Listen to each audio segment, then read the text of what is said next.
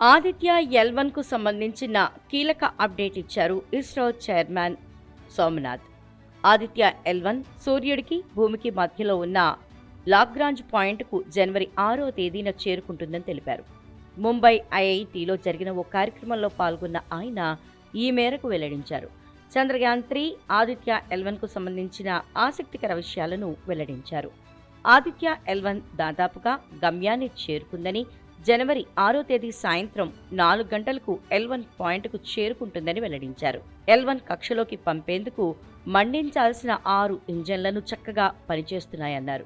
L1 పాయింట్లో భూమికి సూర్యుడికి మధ్య గ్రావిటీ తక్కువగా ఉంటుందన్న ఆయన అక్కడ జీరో గ్రావిటీ ఉండటం మాత్రం అసాధ్యమని, చంద్రుడు, మార్స్, వీనస్ గ్రహాలకు సంబంధించిన గ్రావిటీ ప్రభావం ఈ పాయింట్లో కొంతమేర ఉంటుందని వివరించారు. శాటిలైట్ L1 పాయింట్లో కుదురుకున్నప్పటి నుంచి ఎప్పటికీ పనిచేస్తూనే ఉంటుందన్నారు.